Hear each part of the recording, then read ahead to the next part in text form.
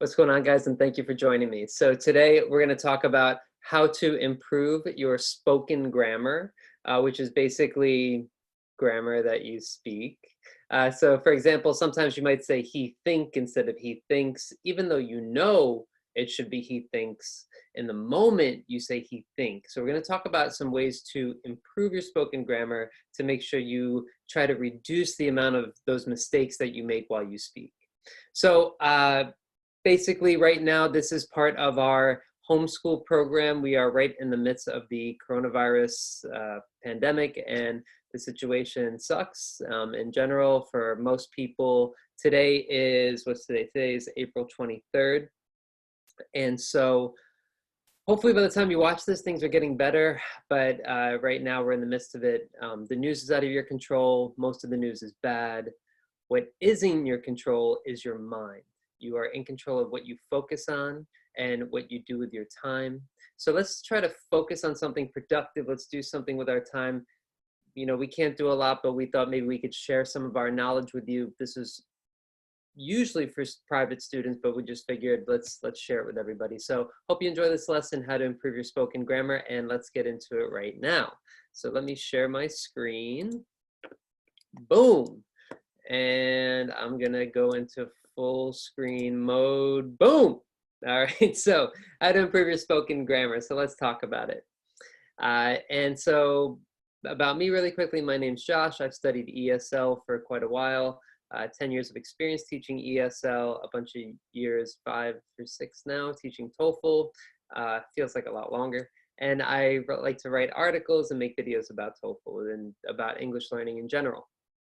Our goals today are for you to identify spoken grammar mistakes that you make while you're speaking, to incorporate at least one spoken grammar exercise into your routine studies. So we're going to talk about some different exercises you can do to practice. So there's not going to be a magic trick.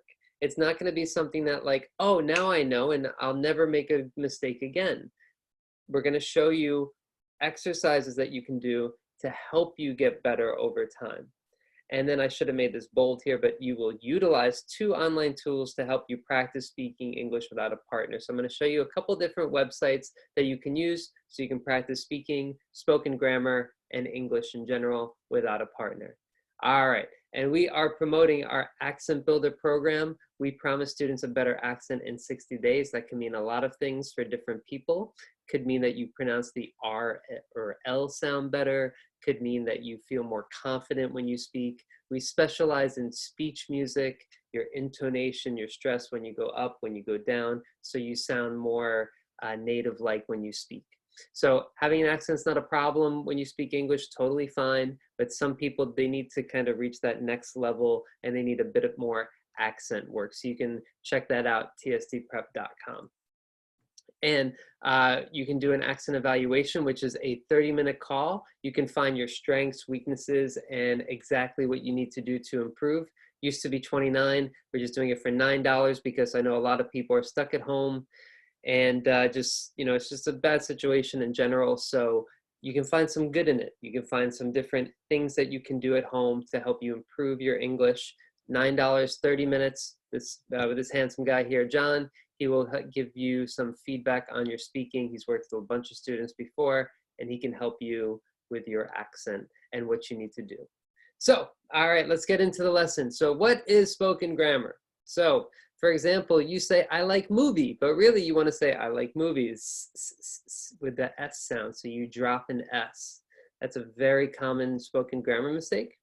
Or they want to develop the technology, you know, not they want to develop new technology. So these are things that you probably know, especially if you're at an advanced level of English. So it's not that you don't know it. You know, it could be, you could be really frustrated working with a teacher and you say, I like movie, and they say, no, it's movies. And you're like, yeah, I know it's movies. It's just whatever. Like, you know that it's supposed to be movies with an S, but you just can't do it in the moment. You have trouble doing it in the moment. So that it's not that you don't know the rules. You know the rules. So we're not going to talk about the rules here. We're going to talk about practice activities and ways that you can help your spoken grammar. All right.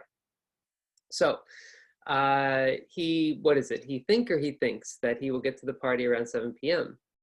Easy answer, probably, right? He thinks. And so, but what about when you speak? Sometimes it's a problem. You know the difference, but you can't express it in the moment. It's really frustrating, like this lady, right? Really, really frustrating. I understand me speaking Japanese is very frustrating as well. I kind of know things, but then in the moment, it's a lot harder to articulate. So yeah, here's some activities that you can do. 5 spoken grammar activities. The first one that we're going to talk about. And now, again, we're going to talk about activities more than like the rules, because I'm going to assume you know the rules. You probably know the rules already. You just need to work on producing the right grammar in the moment. Definitely check out the accent evaluation. That way a teacher can tell you some of the things that you're having trouble with for spoken grammar. But once you find that out, you can do more of these activities. Okay? And these activities will help you discover that as well. First thing is to transcribe your speaking. That's basically to write down your speaking. So what you can do is that you can answer a simple question and you can write down what you said, basically. And you don't even have to write it down. You can use a voice app like Siri or voice typing that can automatically hear what you say and write it down automatically. Why should you do this? Well, it's easier to find pronunciation and spoken grammar issues when you transcribe it. So you might not hear it when you're listening, but when you write it down and transcribe it, you start to notice more things. Transcribing will help you notice more things. This is an example of something that was transcribed that's about 40 seconds. So this is about a 40-second response. Somebody responded to, what do you think about your hometown? It's funny, when I was a teenager, I hated my hometown. I thought it was too small and boring, but now I love my hometown, blah, blah, blah. So they actually wrote all this stuff out. It will take a bit of time. You can just transcribe a sentence or 2 sentences. You don't have to transcribe a whole thing, a whole long response, but transcribing will help you pay closer attention to your speaking and give you some ideas about some mistakes that you're making. The second activity that you can try is sentence building. Okay, so what does this mean? So basically you start small, you start with a simple sentence, and then you try to make it bigger. So let's say, for example, you're having trouble with the subject-verb agreement. You always say he like, but you want to say he likes with an S. So start with the first one, he likes dogs. Pretty simple. Then try to make it longer. And you're going to write this down, or you can say it. It's up to you. Most students write it down because they need to think about how to make it longer. But if you can express it quickly, that's great. That's ideal, really. You kind of want to express it quickly. That way it's more like in the moment. You want to try to copy that in the moment feeling. When you write down and then read it, you don't have that same spontaneous, in the moment language. So you want to try to make it spontaneous as much as possible. So you can add to the beginning or the end, my older brother likes dogs. Okay, let's make it bigger. My older brother likes dogs because they're cute. Okay, how about this? Let's make it bigger. I never liked dogs, but my older brother loves dogs because they're cute. So here we have loves, we say likes, like, so it's changing a little bit, but basically extending the sentence. You could change the verb a little bit as long as the grammar rule remains the same. You're keeping the same grammar rule that you're focused on. And you're going to find that it's harder to remember the grammar that you're working on. So you'll get a more natural approach when you actually speak. Some people believe that dogs are man's best friend. I never liked dogs, but my older brother loves dogs because they're cute. So I'm adding to here. Some people believe, no S, that dogs are man's best friend. I never liked dogs with an S, but my older brother loves dogs. So I have a lot of opportunities to practice this. When you write it down, it's not the same as when you speak. So you want to try to just kind of come up with sentences if you can, spontaneously. It's always helpful to work with a teacher, but you can do this on your own as well. So that's the second activity. It gives you multiple contexts. You can try to speak faster, and you can build confidence over time. So that's what you really want to do, is build your confidence. You have like a muscle memory of to say like he likes, she swim. You know, you don't say she swims, you say she swim, or he like instead of he likes. It's become a habit. Habits are really hard to break because it's not just mental, it's physical. And physical is also the way your tongue and lips and jaw move.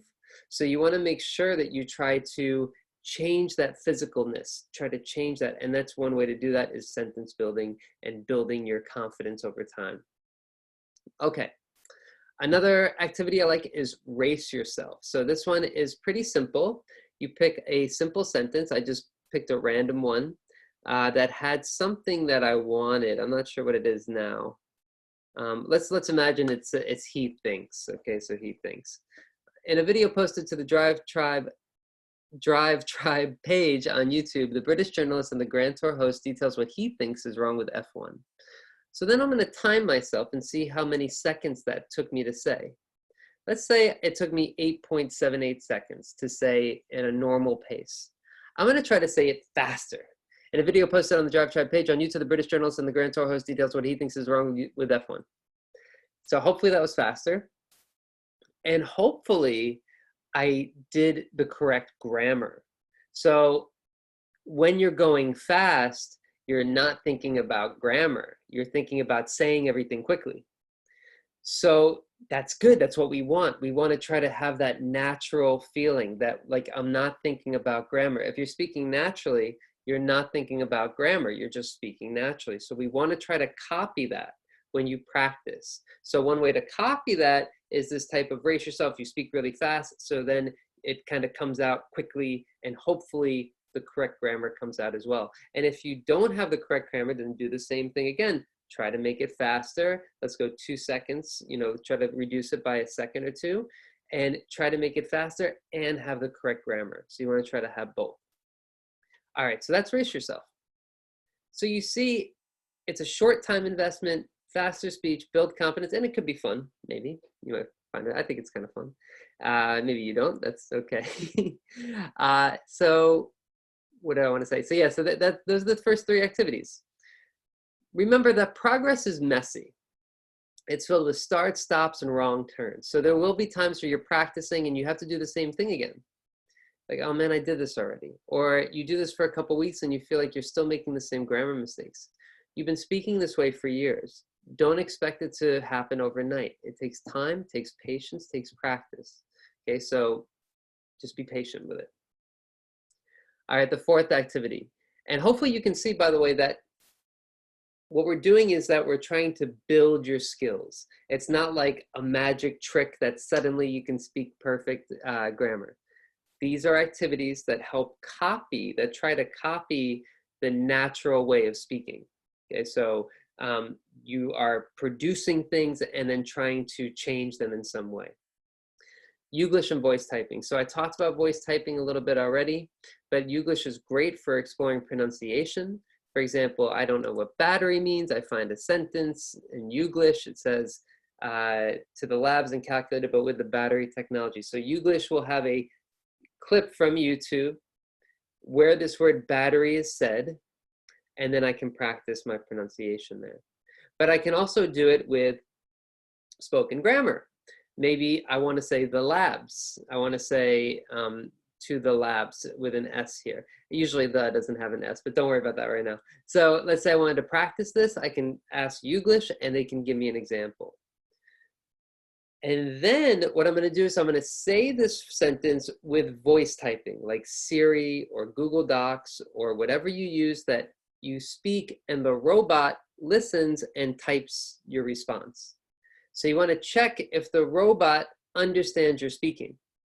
So if you say, he think that, and the robot doesn't understand it, or it says he think instead of he thinks with an S, then you need to repeat the same thing again. This is a little bit more for pronunciation than spoken grammar because usually Siri and voice typing will, Siri just turned on, will automatically check your grammar and automatically change it. Even if you say like he think, it'll just write he thinks because it knows what you mean. So it's a little bit more for pronunciation than spoken grammar, but still a good tool that you can use as well to help build your spoken grammar. And the last activity is the laundry list, which is basically where you try to review what you've done for the week. So let's see here. So you keep a list of all the problems you're having with spoken grammar and decide which one you want to work on today. So pretty simple. Let's say you have problems with he think instead of he thinks. And you also have a problem with, let's say, with using the article the. You use the article the in the wrong place, and you have a few examples. So you go through your examples, go through about 5. You find some examples on Youglish or Google News. You find the same sentence structure, but with different vocabulary. For example, he think. He will tell you if he thinks it was made by or worn by the ancient Egyptians. She will tell you if she likes to wear jewelry or not. You write this down, you read it, okay, great. And then you turn your paper over, and then you try to say it from memory. You'll be trying to say it from memory, and you'll also be producing something naturally. So hopefully you can work on your grammar as well as you're doing that. So you get 2 things going at the same time, memory and grammar. It increases your focus. You revisit previous responses. You look at what you did before and you keep doing it again, all right? And you copy some spontaneous context. So you try to say things spontaneously without thinking. That's why it's really hard to study spoken grammar, is because speaking happens so quickly. You know, it just comes and it goes and you just forget it, right? So this is trying to focus you in on just a sentence, just the response to a question, building a sentence, saying the same thing over and over again, writing something down, turning it over and repeating. You know, these are all ways that we're trying to copy being spontaneous, which is kind of hard to do. So hopefully by now you've identified your spoken grammar mistakes. You've thought about some of them. You're going to start incorporating one of these 5 exercises: sentence building, race yourself, laundry list, Youglish, you know, searching Youglish, and the last one I'm blanking on right now for some reason. But anyway, so hopefully you do those activities, and you have some online tools. You have voice typing, you have Siri, don't talk Siri. So you have those tools, and then you also have Youglish as well to help you in your speaking, to help you study spoken grammar. And if you feel like you need some help, you need some support, we have our Accent Builder program designed to help build your English speaking, build your confidence, and you can do an accent evaluation for just $9 with one of our teachers, and this guy here is John that's waiting to meet you.